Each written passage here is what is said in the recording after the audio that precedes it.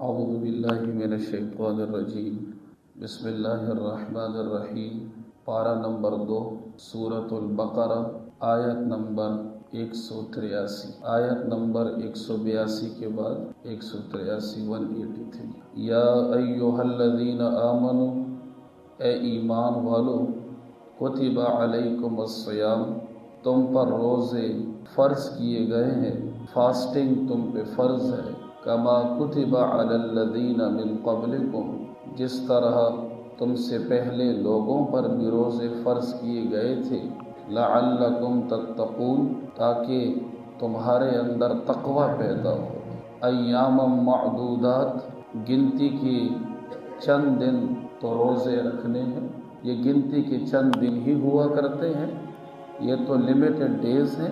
فمن کان منکم مریضا، پھر اگر تم میں سے کوئی مریض ہو، بیمار ہو، پیشنٹ ہے وہ، او علی سفر، یا وہ مسافر ہے، جرنی پر ہے، فعدۃ من ایام اخر، تو دوسرے دنوں میں روزوں کی تعداد پوری کر دے۔ یعنی اگر وہ بیمار ہے یا وہ سفر پر ہے تو وہ روزے رمضان کے چھوڑ کر بعد میں اس کی قضا کر سکتا ہے۔ وعلی الذین یطیقونہ، اور جو لوگ روزہ رکھنے کی طاقت رکھتے ہوں، فدیۃ طعام مسکین، ان کے ذمے ایک مسکین کو کھانا کھلا کر روزے کا وہ فدیہ ادا کریں۔ فمن تطوع خیرا فہو خیر لہ، اس کے علاوہ اگر کوئی شخص اپنی خوشی سے کوئی نیکی کرے، زیادہ خیر، صدقہ اور خیرات کرے، تو یہ اس کے حق میں بہت بہتر ہے۔ وَأَن تَصُومُوا، اور اگر تم کو سمجھ ہو تو تمہارے لیے یہ روزے رکھنا خیر لکم، بہت زیادہ اس میں بہتری ہے، ان کنتم تعلمون، اگر تمہیں سمجھ ہو اور تمہیں روزے کی حقیقت کا علم حاصل ہو جائے۔ میرے عزیزو، اس آیت مبارکہ میں اللہ رب العزت نے مسلمانوں پر جو دین کی 5 بنیادیں ہیں، اس میں سے ایک گہری بنیاد کو ذکر فرمایا ہے۔ اسلام کے 5 ستون ہیں، 5 پلرز ہیں۔ ایک تو اس میں شہادت ہے، لا الہ الا اللہ محمد الرسول اللہ، جس کو ہم توحید و رسالت کہتے ہیں، یہ اسلام کا سب سے پہلا ستون ہے۔ اس کے بعد جو اسلام کی بلڈنگ ہے وہ قائم ہوتی ہے نماز پر، تیسرا ستون اس کا زکوٰۃ ہے، چوتھا اس کا روزہ ہے، اور پانچواں اس کا حج ہے۔ اور اگر جب گورنمنٹ کی طرف سے اعلان ہو جائے تو پھر حج کے ساتھ ساتھ جہاد فی سبیل اللہ بھی اسلام کا ایک بڑا اہم رکن ہے۔ اس آیت مبارکہ میں اللہ تعالیٰ ارشاد فرما رہے ہیں کہ اے ایمان والو، تم پر روزے فرض کیے گئے ہیں، اور یہ روزے ایسے نہیں ہیں کہ صرف تم پر فرض ہیں، بلکہ تم سے پہلی امتوں پر بھی یہ روزے فرض تھے۔ جس طرح ہمارے ہاں روزوں کی ترتیب ہے، لازمی نہیں ہے کہ تمام چیزوں میں ہماری طرح ان کی ترتیب ہو، لیکن اتنی بات قرآن نے بتا دی کہ نفس روزہ یہ ہر امت میں رہا ہے۔ جیسے کہ نماز ہر شریعت میں رہی ہے، اسی طرح روزہ بھی ہر شریعت اور ہر امت میں رہا ہے۔ اور عربی میں ایک محاورہ ہے، البلاء اذا عمت خفت، جب ایک آزمائش عام ہو جائے، سب اس میں مبتلا ہوں تو وہ ہلکی ہو جایا کرتی ہے۔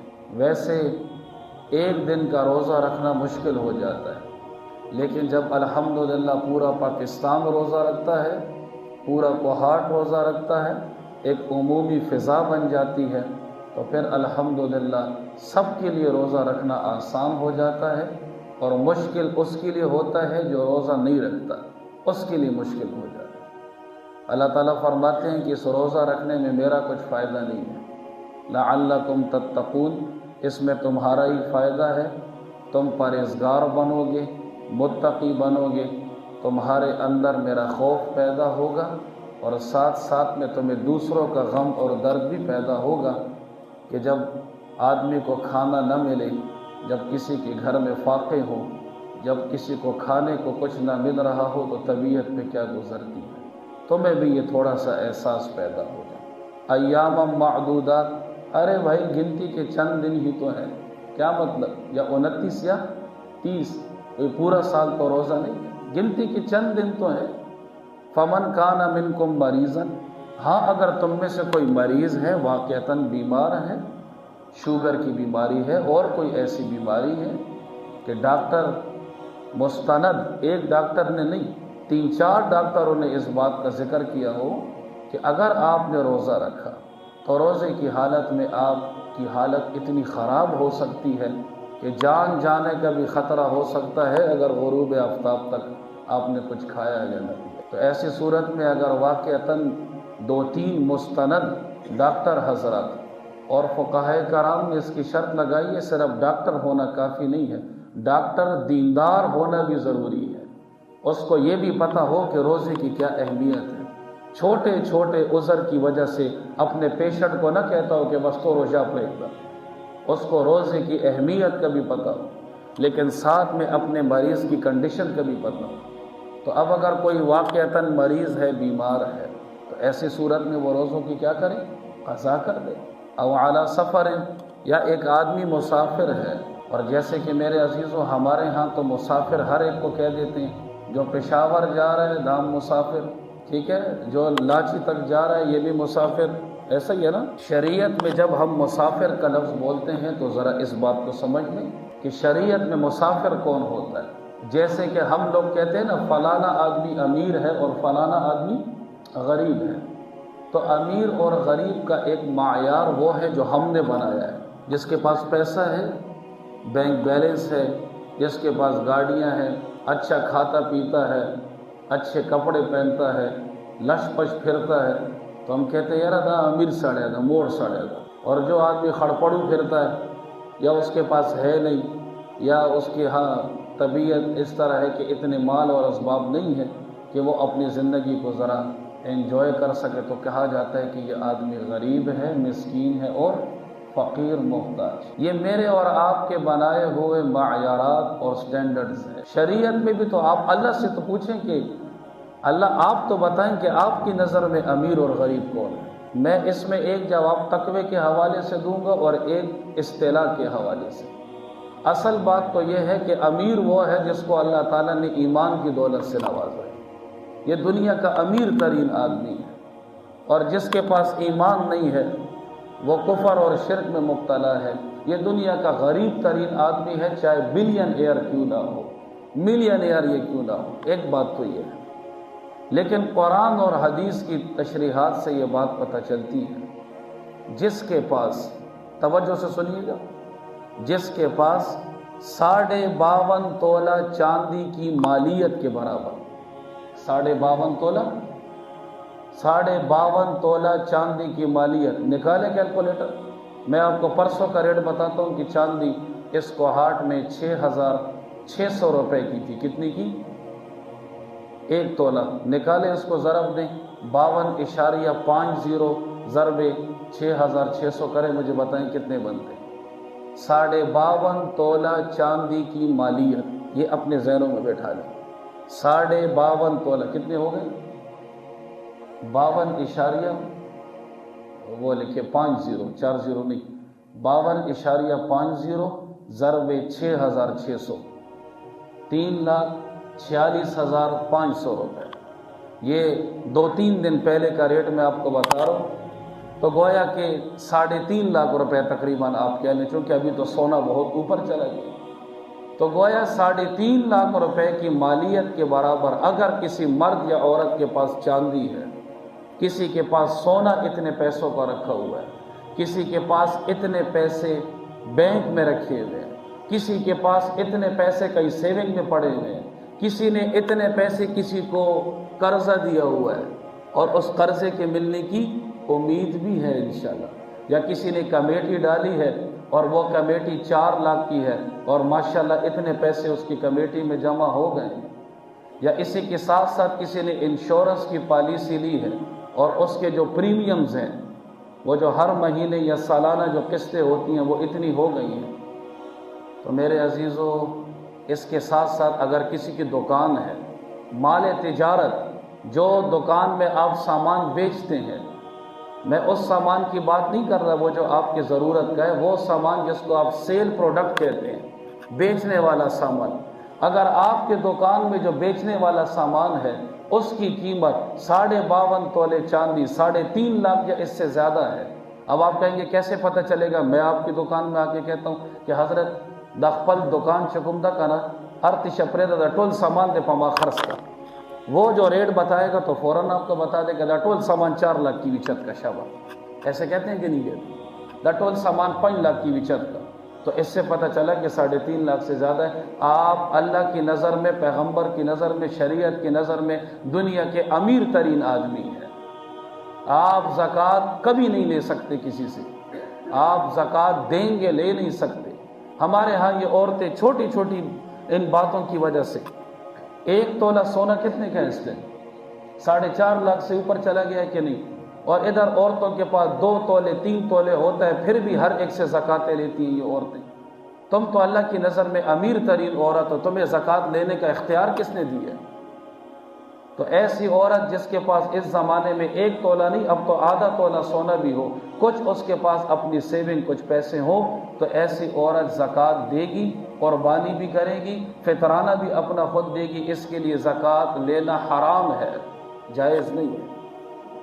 تو میں عرض کر رہا تھا شریعت میں امیر اور غریب کا مایا۔ امیر وہ ہے جس کے پاس 52.5 تولے چاندی کی مالیت کے برابر کچھ بھی ہے، اور جس کے پاس 52.5 تولے چاندی کی مالیت کے برابر کچھ نہیں ہے تو وہ اللہ کی نظر میں، شریعت کی نظر میں غریب ہے، وہ اس کو آپ پور مین کہہ سکتے ہیں۔ تو اپنے معیارات ہم نے نہیں بنانے، معیارات وہ ہے جو شریعت نے دی ہے۔ یہاں تو سمجھ میں آ گئی بات؟ فمن کان منکم مریضا، پھر اگر تم میں سے کوئی واقعتاً مریض ہو، او علی سفر، یا وہ سفر پہ ہو۔ اب میں سفر کا بتا رہا تھا، ہمارے ہاں تو کوئی تھوڑا سا بھی گھر سے باہر نکل گیا ڈوڈے تا لاڑ بھی جی مسافر چلو، ارے بھائی ڈھوڑے بوڑے جانے سے کوئی مسافر نہیں ہوتا۔ شریعت میں مسافر اس کو کہتے ہیں جو اپنے وطن سے ایک ایسے علاقے کی طرف سفر کرنے کے لیے جا رہا ہو کہ آپ کے وطن اور اس علاقے جو آپ کی منزل مقصود ہے دونوں کے درمیان فاصلہ 48 میل، اور اگر کلومیٹر میں کہیں تو 78 کلومیٹر یا اس سے زیادہ ہونا چاہیے۔ کتنا؟ 78 کلومیٹر۔ یہ ذہن میں بٹھا لیں۔ مطلب میں کوہاٹ سے اگر جا رہا ہوں کسی سٹی، اسلام آباد جاتا ہوں، میں پنڈی جا رہا ہوں، میں خانوال جا رہا ہوں، میں لاہور جا رہا ہوں، اگر میں جس جگہ بھی جاؤں گا تو سب سے پہلے میری یہ ذمہ داری ہے، کیونکہ سوال یہ ہے کہ میں راستے میں کون سی نمازیں پڑھوں گا، تو جس کو نمازوں کی فکر ہے وہ سب سے پہلے یہ دیکھے گا کہ میں کوہاٹ سے جس سٹی کی طرف جا رہا ہوں، جس علاقے کی طرف جا رہا ہوں، کیا یہ کوہاٹ سے 78 کلومیٹر ہے یا نہیں، پہلے یہ تو دیکھو۔ یہ تو نہیں کہ بس گھر سے نکل گیا تھا سڑے مسافر شو، وہ مسافر نہیں ہے۔ اگر وہ علاقہ 78 کلومیٹر یا اس سے زیادہ ہے تو میں پھر مسافر ہوں، اور اگر وہ علاقہ 78 کلومیٹر یا اس سے کم ہے تو میں مسافر نہیں ہوں۔ اس چیپٹر کو کلوز کر دیں، اس فائل کو پھر بند کر دیں۔ سب سے پہلے یہ دیکھنا پڑتا ہے۔ اب یہ 78 کلومیٹر کہاں سے کہاں تک دیکھیں گے، اس کو بھی دیکھ لیں۔ کوہاٹ جہاں سے ختم ہو رہا ہے، کوہاٹ جہاں سے، اور الحمدللہ ہمارے کوہاٹ میں چاروں طرف گیٹ لگے ہوئے ہیں، خلفائے راشدین کے نام کے ہیں کہ نہیں؟ آپ جس طرف سے بھی جا رہے ہیں اس گیٹ سے آپ نے دیکھنا ہے، اور جس سٹی جا رہے ہیں وہ شہر جہاں سے شروع ہوتا ہے، کیا کہہ رہا ہوں؟ نہیں سمجھ آئی میری بات؟ جہاں سے وہ شروع ہو رہا ہے تو ہم نے اس کو میئرمنٹ کرنی ہے، اس کی پیمائش کرنی ہے۔ کوہاٹ کے اس گیٹ سے لے کر یہاں تک میں نے دیکھنا ہے کہ یہ 78 کلومیٹر ہے یا نہیں۔ اس کو نہیں دیکھنا کہ میں پنڈی میں کہاں جا رہا ہوں، میں پشاور میں کہاں جا رہا ہوں، منزل مقصود کو نہیں دیکھنا۔ آپ نے یہاں سے جو ایگزیکٹ حدود ہیں اس کو دیکھنا ہے، اور وہاں کی جو سٹارٹنگ حدود ہیں، انٹرنس کی جو حدود ہیں، ان کو درمیان میں اس کی پیمائش کرنی ہے۔ سمجھ آئی میری بات؟ البتہ بنوری ٹاؤن کے علماء 99% علماء کا تو یہی فتویٰ ہے، بندور ٹاؤن کے علماء، چونکہ علم کی بات بتانا بھی ضروری ہے، ہم اس میں خیانت سمجھتے ہیں اگر کوئی مسئلہ آپ کے سامنے نہ لے کر آئیں۔ بندور ٹاؤن کے علماء کا فتویٰ یہ ہے کہ آپ نے یہ جو کلومیٹر ہیں کوہاٹ سے آپ جب جا رہے ہیں تو آپ پشاور کو نہ دیکھیں کہ پشاور کہاں سے شروع ہو رہا ہے، بلکہ آپ پشاور میں جہاں جا رہے ہیں، جو آپ کی منزل مقصود ہے، آپ ہاسپٹل جا رہے ہیں، آپ باچا خان ایئرپورٹ جا رہے ہیں، یا وہاں کسی کا ولیمہ ہے، شادی ہے، اس کا جو گھر ہے، تو کوہاٹ کے جو نکلنے والے گیٹ ہیں، گیٹ سے اس کے گھر تک کو میجرمنٹ کرو، اس کی پیمائش کرو۔ اگر یہ 78 کلومیٹر یا اس سے زیادہ ہے تو آپ مسافر ہیں، اگر اس سے کم ہے تو مسافر نہیں۔ لیکن 99% علماء اور مفتیان کرام جتنے بھی پاکستان کے بڑے دارالافتاء ہیں، ان کے نزدیک راجح یہ ہے کہ منزل مقصود کو نہیں دیکھنا، توجہ سے سنیے گا، حدود سے حدود کو دیکھنا ہے۔ حدود سے یہاں سے نکلنے کی حدود، اور وہاں سے تو یہ جتنے بھی لوگ پشاور میں جا کر اپنے آپ کو مسافر سمجھتے ہیں نا، یہ مسافر نہیں ہوتے، ٹھیک ہے؟ پشاور 78 کلومیٹر نہیں ہے، پشاور تو 63 کلومیٹر بھی نہیں ہے، اس سے بھی کم ہے۔ تو لہٰذا جب 78 کلومیٹر ہے ہی نہیں تو مسافر کا سوال ہی ختم ہو گیا۔ مجھے راستے میں ساری نمازیں کیسی پڑھنی ہوں گی؟ پوری پڑھنی ہوگی، اور میں جس علاقے جا رہا ہوں وہاں بھی پوری پڑھوں گا، کیونکہ میں مسافر ہوں ہی نہیں۔ اب غور سے سنیے گا قیمتی بات، میں جس علاقے جا رہا ہوں سب سے پہلے میں نے دیکھ لیا کہ وہ 78 کلومیٹر یا اس سے زیادہ ہے، 80 کلومیٹر ہے، 85 ہے، 100 ہے، جتنا بھی ہے، تو یہ میرا پہلا مسئلہ تو حل ہو گیا کہ راستے میں کیا ہوں؟ مسافر ہوں۔ اب راستے میں ظہر کی نماز آئے گی، عصر کی نماز آئے گی، عشاء کی نماز آئے گی، تو میرے لیے پورے 4 رکعت پڑھنا جائز نہیں ہے۔ میں کتنے پڑھوں گا؟ 2 پڑھوں گا۔ فجر کی تو پہلے سے ہی 2 ہے، اور مغرب کی تو 3 ہے۔ اب 3 کو تو آدھا نہیں کر سکتے کہ 1.5 رکعت ہو، تو 1.5 رکعت تو ہوتی نہیں ہے، تو 3 کی 3 پوری پڑھنی ہے۔ اب اگلا سوال یہ ہے کہ میں اسلام آباد پہنچ گیا، میں اسلام آباد جا رہا تھا، اسلام آباد کتنا ہے؟ زیادہ ہے نا، 78 کلومیٹر سے بہت زیادہ ہے، کہ چلے راولپنڈی کی مثال آپ لیں۔ اب اگلا سوال یہ ہے کہ میں راولپنڈی میں کون سی نماز پڑھوں؟ راستے کا مسئلہ تو حل ہو گیا، پوری نماز پڑھوں کہ آدھی نماز پڑھوں؟ پھر اس میں ہم آپ سے یہ سوال کریں گے کہ اس اسلام آباد اور راولپنڈی میں آپ کی کنفرم نیت کتنی ہے؟ کیا کہہ رہا ہوں؟ کنفرم نیت، بالکل یقینی نیت بتائیں کہ آپ کتنے دنوں کے لیے یہاں رہنے آئے ہیں، کتنے دنوں کا آپ کا کنفرم ارادہ ہے، ڈاما ڈول نہیں، کنفرم بات بتائیں۔ اگر وہ کہتا ہے کہ جی میں نے پکی نیت کی ہے کہ میں یہاں 20 دن گزاروں گا، تو اگر اس کی نیت 15 دن یا اس سے زیادہ کی کنفرم ہے تو یہ وہاں پہ مقیم ہے، کیا ہے؟ پوری نماز پڑھے گا ہماری طرح۔ اور اگر اس کی نیت کیا ہے؟ 15 دن سے کم ہے، تو یہ راولپنڈی اور اسلام آباد میں کیا ہوگا؟ مسافر ہوگا۔ اگر وہاں کے مقیم امام کے پیچھے جماعت کی نماز پڑھے گا پھر تو پوری پڑھے گا، لیکن اگر اپنی نماز پڑھے گا تو پوری پڑھنا اس کے لیے جائز نہیں ہے۔ اور ایک آدمی ہے وہ اسلام آباد اور پنڈی جاتا ہے اور کہتا ہے یار 2 دن کے لیے آیا ہوں، ہو سکتا ہے کام 3 دنوں میں ختم ہو گیا تو 3 دن میں آ جاؤں گا، 4 میں ہو گیا تو 4 میں آؤں گا۔ اب یہ کنفرم نہیں ہے، ڈاماڈول والا آدمی ہے، کیا ہے؟ بعض اوقات اس طرح ہوتا ہے آدمی 2 دن کے لیے جاتا ہے، راستے میں جلد سے جلوس ٹرائب شروع ہے، پورے 2 مہینے وہاں گزار کے آ جاتا ہے، تو یہ آدمی جب تک وہاں رہے گا کیا ہوگا؟ مسافر ہوگا۔ یہاں تک سمجھ گئے؟ تو یہاں جو فرمایا گیا کہ تم میں سے کوئی مسافر ہو، تو مسافر سے مراد وہی ہے جو ایسے علاقے کی طرف جا رہا ہو جو کوہاٹ سے 78 کلومیٹر یا اس سے زیادہ کے فاصلے پر ہو، تو اس کو اللہ تعالیٰ نے روزے کی حالت میں یہ ایک رخصت دی ہے، کنسیشن دی ہے کہ یہ کیا کر سکتا ہے؟ روزہ نہ رکھے اور بعد میں کیا کر لے؟ قضا کر لے۔ لیکن اگر کسی آدمی کو پتہ ہے کہ بعد میں بھی قضا کرنا ہے اور انشاءاللہ زیادہ ٹینشن کی بات نہیں ہے، بس کا سفر ہے، فلائنگ کوچ کا سفر ہے، ہائی ایس کا سفر ہے یا جہاز کا سفر ہے، انشاءاللہ امید ہے کہ میں برداشت کر لوں گا، مجھے زیادہ پریشانی نہیں ہوگی، میں مضبوط آدمی ہوں، تو اس کے لیے روزہ رکھنا پھر افضل ہے، رکھ لے۔ جب بعد میں قضا کرنی ہے تو بہتر ہے کہ آدمی اس وقت رکھیے۔ وعلی الذین یطیقونہ، اور وہ لوگ شروع میں جب اسلام میں روزے کا حکم آیا تو اس وقت اللہ تعالیٰ نے یہ حکم دیا تھا کہ اگر ایک صحت مند آدمی جو روزہ رکھ سکتا ہے اس کے پاس دو آپشن ہیں، یا تو روزہ رکھ لے یا تو روزے کا کیا دے دے، فدیہ دے دے۔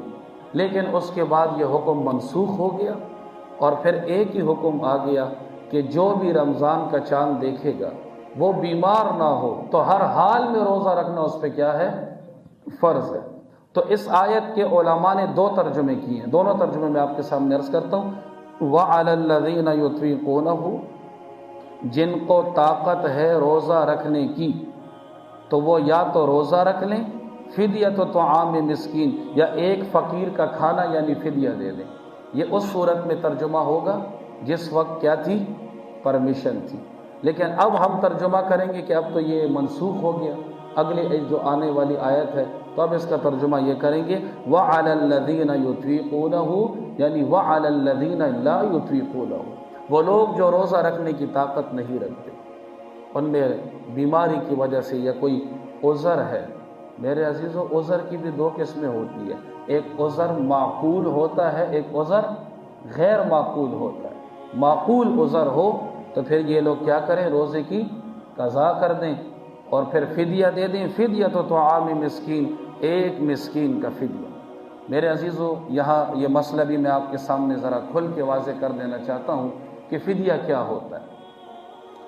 آپ حضرات کو پتہ ہوگا رمضان کے اندر یہ سوالات بہت آتے ہیں،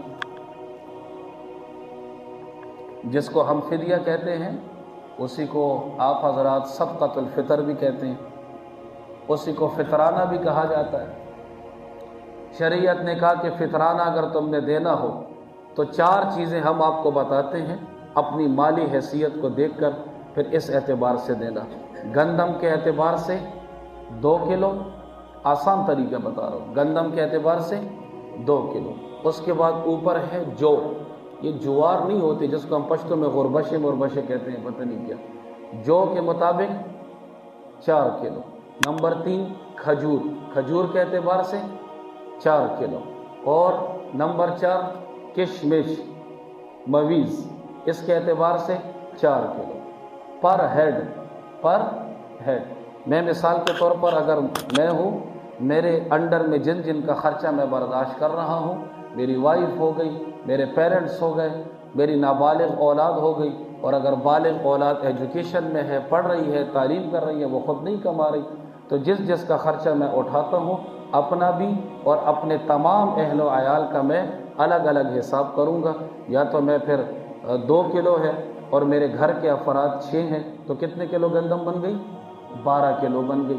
اور اگر میں جو کے اعتبار سے دینا چاہوں تو وہ 4 کلو، کتنے بن جائیں گے، 4 6 24۔ ماشاءاللہ بہترین انداز سے آپ کو یہ بات سمجھ میں آ رہی ہے۔ لیکن پھر اس کا ریٹ لگتا ہے رمضان میں۔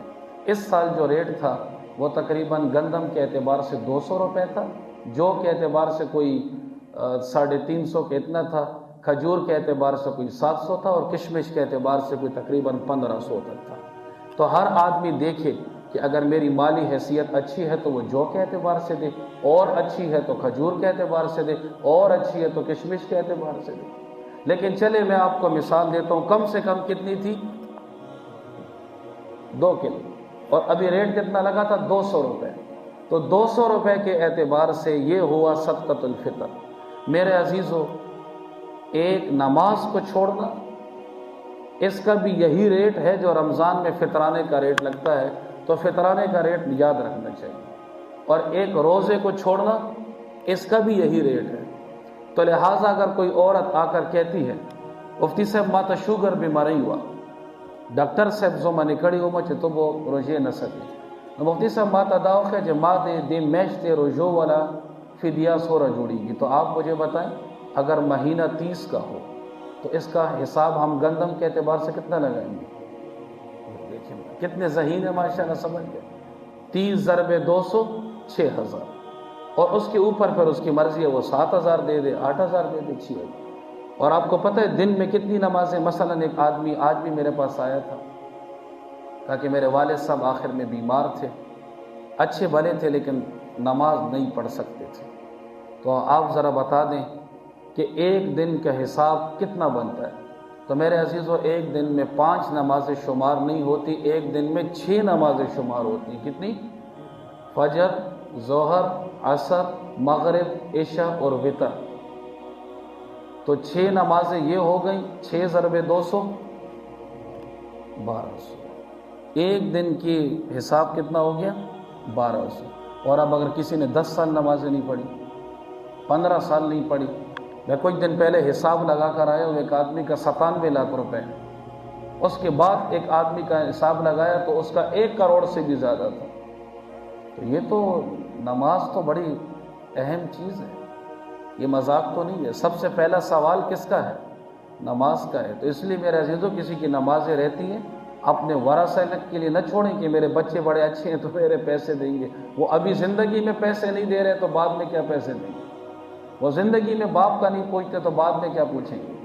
تو اس لیے کوشش کریں کہ نمازوں کو قضا کرنا شروع کر دیں۔ آسان طریقہ یہ ہے کہ ہر نماز کے ساتھ ایک ایک نماز کی قضا شروع کر دیں۔ سنتوں کی قضا ہوتی نہیں ہے، سنتوں کی نہ کریں، فرائض کی قضا کرتے رہیں۔ تو اسی بات کو اللہ نے ذکر کیا، وَعَلَى الَّذِينَ يُطِيقُونَهُ، اور جو لوگ روزہ رکھنے کی طاقت نہ رکھتے ہو، فِدْيَةٌ طَعَامُ مسکین، تو پھر وہ فدیہ دے دیا کریں روزوں کا۔ فَمَن تَطَوَّعَ خَيْرًا، اور پھر اگر کوئی فدیہ ذرا زیادہ دے دے، اپنی طرف سے کوئی صدقہ خیرات زیادہ کر دے تو کیا ہے؟ فَهُوَ خَيْرٌ لَهُ، یہ اس کے لیے زیادہ بہتر ہے۔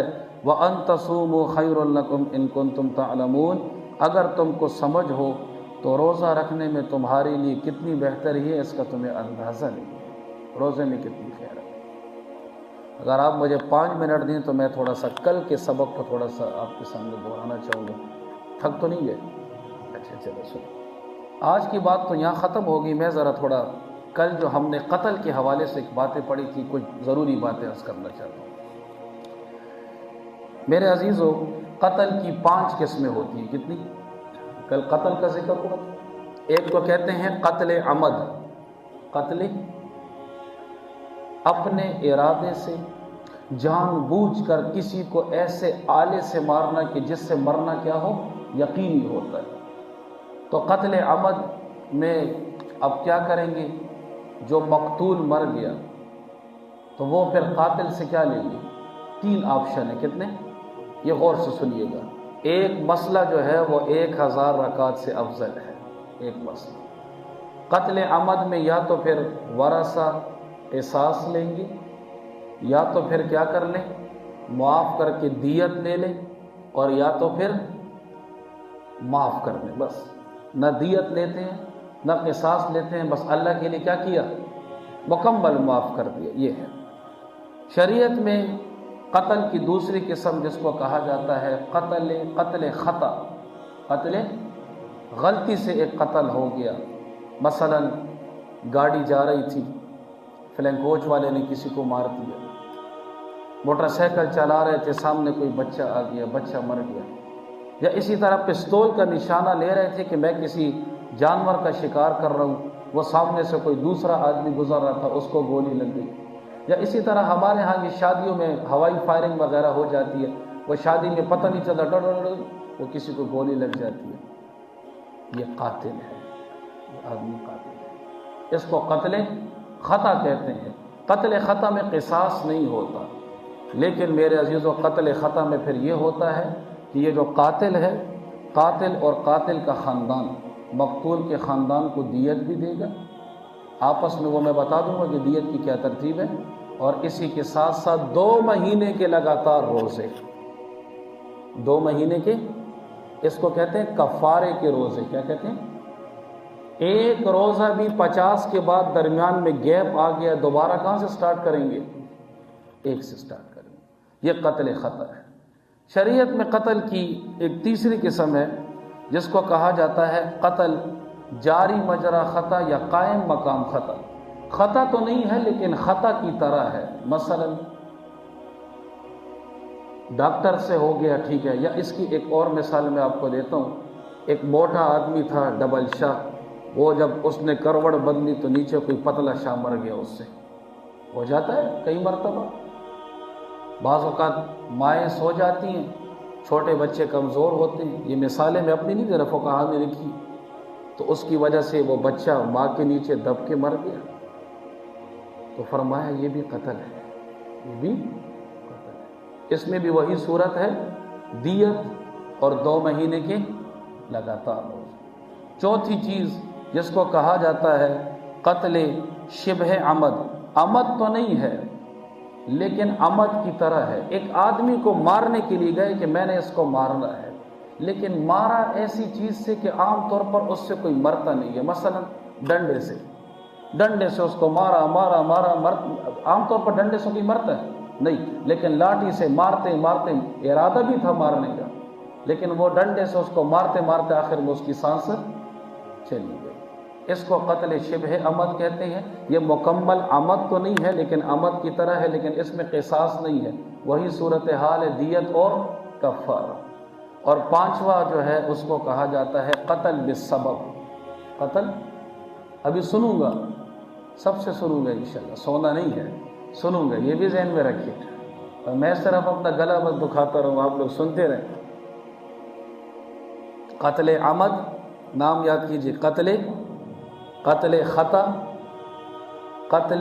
اچھا یوں کر لیں، قتل عمد، قتل شبہ عمد، قتل خطا، قائم مقام خطا، اور 5واں ہے قتل بالسبب۔ ایک قتل آپ نے کیا تو نہیں ہے لیکن اس کا سبب آپ بنے ہیں، آپ کی سستی کی وجہ سے یہ قتل ہوا ہے۔ اور اس کی ایک نہیں ہزاروں مثالیں ہیں جو میں آپ کو بتانا چاہوں گا۔ آپ کے گھر میں کنواں تھا، کنویں کا ڈھکنا کھلا رہ گیا، اس میں کیا ہو گیا؟ کوئی بچہ گر کے مر گیا۔ اس کے قاتل آپ ہیں، آپ کی وجہ سے۔ روڈ کے درمیان گٹر کھلے ہوئے، موٹر سائیکل گیا، آدمی غائب ہے، آدمی کہاں چلا گیا؟ وہ ماشاءاللہ اسرائیل علیہ السلام اس کی روح لے کے چلے گئے، لیکن آپ قاتل ہیں، قتل بالسبب۔ اسی طرح بجلی کی کوئی تار تھی، بجلی کی ننگی تار، ادھر بارش ہوئی، کچھ نہیں، کسی بچے نے اس کو ہاتھ لگا لیا، وہ بچہ مر گیا، یا کوئی بڑا آدمی مر گیا۔ یہ بجلی کی تار کے اوپر وائرنگ کرنا آپ کی ذمہ داری تھی نا، آپ قاتل ہیں، آپ کو پتہ بھی نہیں ہے آپ نے کتنا بڑا قتل کر دیا۔ ایک اور مثال آپ کو دیتا ہوں، کسی نے اپنے چھت کے اوپر سے کوئی پتھر پھینکا، کوئی اینٹ پھینکی، وہ اینٹ نیچے آئی، کسی کے سر پہ لگی اور اس کا ٹائم پورا تھا، قتل بالسبب۔ ایک اور مثال میں آپ کو عرض کر دیتا ہوں، جانور کو آپ نے مضبوطی سے باندھا نہیں، غور سے سنیے گا، گائے کو آپ نے باندھا نہیں، کتے کو صحیح باندھا نہیں، وہ کتا کھل گیا، اس نے راستے میں کسی کا کام تمام کر دیا۔ بیل کو صحیح باندھا نہیں، وہ بیل وہاں سے چلا گیا، کسی کو ٹکر ماری اور آدمی کو اس نے ختم کر دیا۔ یہ قتل بس، کیونکہ سستی کس کی تھی؟ سستی آپ کی اپنی تھی۔ اسی طرح آپ کو پتہ تھا کہ یہ کھانا ایکسپائر ہے، یہ چیز ایکسپائر اور زہریلی ہے، آپ نے پھر بھی ایسی جگہ پہ کچن وغیرہ میں رکھ دی کہ آ کے بچوں نے کھا لی، اس سے بچے مر گئے، آپ قاتل ہیں، قتل بالسبب ہے۔ کتنی بڑی بڑی مثالیں۔ اسی طرح ایک اور مثال آپ کو میں دیتا ہوں، بچے کو کوئی خطرناک چیز آپ نے دی، کوئی کیمیکل وغیرہ دیا کہ بیٹا یہ وہاں لے جاؤ، بچے کو پتہ نہیں تھا، اس نے یہ سمجھا کہ یہ عام طور پر فرحان آپ کے لیے بھی عرض کر دوں، یہ مٹی کا تیل آپ لوگ کو اس کی بوتل میں ڈال دیتے ہیں، تیزاب کو ماشاءاللہ اسپرائٹ کی بوتل میں ڈال دیتے ہیں۔ اب بچوں کو تو گھر میں نہیں پتہ ہوتا یہ کیا ہے، اگر بچے نے اس کو اسپرائٹ کی بوتل سمجھ کے پی لیا، وہ تو گیا، تیزاب تھا، یہ قتل ہے، قتل بالسبب۔ کیوں رکھا تھا وہاں پر تم نے؟ کوئی نشانی تو لگاتے۔ اس سے بڑی مثال اب دیتا ہوں ڈرائیور حضرت کو۔ کوئی دوست آپ کے پاس آیا، حضرت ماتا نے گاڑی پکا، اوکے جی بالکل تابعدار تام نظام کو تو گاڑی کو راشن، لیکن آپ کو پتہ تھا کہ میری گاڑی کی بریکیں فیل ہیں، گاڑی کی، اور وہ جب گاڑی لے کر گیا تو بریک ایسے فیل ہوئی کہ روح بھی فیل ہو گئی، ماشاءاللہ سارا کچھ فیل ہو گیا، آپ قاتل ہیں۔ آپ کو پتہ تھا کہ گاڑی خراب ہے، گاڑی کی بریکیں فیل ہے، کیوں آپ نے اس کو گاڑی دی؟ یہ قتل بالسبب کی۔ تو قتل بالسبب میں کفارہ کے روزے تو نہیں ہے لیکن دیت پھر بھی دینی پڑتی ہے، یہ ذہن میں رکھیے گا، ٹھیک ہے؟ تو میرے عزیزو، اب میں نے آپ کے سامنے 4 باتیں ذکر کی۔ قتل عمد کو انگلش میں کہا جاتا ہے انٹینشنل مرڈر، انٹینشن نیت اس میں ہوتی ہے، اور قتل شبہ عمد کو کہتے ہیں سیمی انٹینشنل مرڈر۔ قتل خطا ایکسیڈنٹل کلنگ، ایکسیڈنٹ میں بس ایک کام ہو گیا۔ قتل قائم مقام خطا سیمی ایکسیڈنٹل کلنگ، اور قتل بے سبب انڈائریکٹ کلنگ، کیا کہتے ہیں اس کو؟ ڈائریکٹ تو آپ نے نہیں کیا لیکن انڈائریکٹ کلر آپ ہیں۔ اب غور سے سنیے گا، شروع کی جو 4 قسمیں ہیں اور 5ویں قتل بے سبب کو چھوڑ دیں، ان 4 قسموں میں قاتل اپنے مقتول کی میراث سے محروم ہو جاتا ہے۔ نہیں سمجھ آئی میری بات؟ ایک آدمی نے کسی کو مار دیا اور اس کی میراث اس کو مل رہی تھی، تو قاتل کو اپنے مقتول کی میراث نہیں ملا کرتی، لیکن قتل بے سبب میں ملتی ہے۔ قتل عمد میں نہیں ملتی، شبہ عمد میں نہیں ملتی، قتل خطا میں نہیں ملتی۔ اللہ نہ کرے کسی سے غلطی سے گاڑی لگ گئی اور گاڑی کی وجہ سے اس نے اپنے والد کو مار دیا، یا گھر میں اسی طرح پستول صاف کر رہا تھا، پتہ نہیں چلا وہ گولی لگ گئی، اللہ نہ کرے اللہ نہ کرے بھائی کو لگ گئی، والد کو لگ گئی، والد مر گیا، تو باپ کی میراث بیٹے کو ملتی ہے کہ نہیں؟ اس بیٹے کو نہیں ملے گی کیونکہ یہ قاتل ہے۔ سمجھ آ رہا ہے کہ نہیں؟ 4 صورتوں میں قاتل کو میراث نہیں ملتی، قتل بے سبب میں ملتی ہے۔ اب یہ بھی دیکھیں کہ شریعت میں دیت کیا ہے، دیت کو نوٹ کرنے پھر دعا کرتے ہیں۔ شریعت نے کہا کہ انسان کی قیمت بڑی قیمتی ہے، بڑی انسان کی بڑی اہمیت۔ دیت اگر اونٹ کے اعتبار سے دو گے تو کتنے اونٹ؟ 100 اونٹ۔ سونے کے اعتبار سے 375 تولہ، 375 تولہ سونا، اور چاندی کے اعتبار سے نہیں، رٹا لگائیں 26-25، 2625 تولہ چاندی دینی پڑے گی۔ اور اگر آپ کہتے ہیں کہ نہیں دیت میں گائے دینا چاہتا ہوں تو اچھی گائے 200 گائے دیں گے۔ کتنی؟ 200 گائے۔ اس دفعہ کیا ریٹ تھا اچھی سی گائے کا؟ 100 لاکھ سے تو اوپر ہی تھی نا، تو یہ کتنے بن گئے؟ 2 کروڑ بن گئے کہ نہیں بن گئے تقریباً۔ اور اگر بکریاں ہیں تو پھر بکریاں 2000 بکریاں دیں گی۔ کتنی؟ 2۔ اور اگر اللہ نے آپ کو کپڑے کی دکان دی ہے، گارمنٹس آپ کے پاس بہت ہیں، تو بہترین قسم کے سوٹ وہ کتنے دیں گے؟ اس کے خاندان کو 200 جوڑے دیں گے۔ اچھا مجھے آپ بتائیں، آپ میں سے کوئی بتائے گورنمنٹ آف پاکستان کی طرف سے اس سال دیت کا کتنا اعلان ہوا ہے؟ اگر گورنمنٹ کے پاس آپ جا کے وہ کریں، جی یہ بتائیں گے؟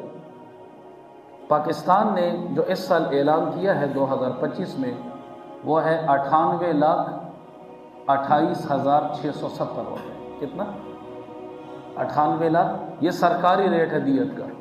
اگر گورنمنٹ کی طرف سے وہ خاندان والوں پہ لازم کرتے ہیں تو کتنا؟ 98,28,600، اور 2024 میں 81 لاکھ تھا۔ کتنا؟ تو درمیان میں کافی لاکھ بڑھا دیا۔ ہر سال اعلان کرتے ہیں، ہر سال یہ دیت کا اعلان ہوتا ہے۔ اللہ تعالی ہمیں اس پر عمل کی توفیق نصیب فرمائے۔ اللہ تعالی ہمیں ہر جان کی اہمیت کو سمجھنے کی توفیق نصیب فرمائے، اور دعا کریں کہ قرآن مجید پر اللہ تعالی صحیح عمل کرائے۔ دعا کیجیے گا۔ اللہم ربنا تقبل منا انک انت السمیع العلیم وتب علینا انک انت التواب الرحیم برحمتک یا ارحم الراحمین۔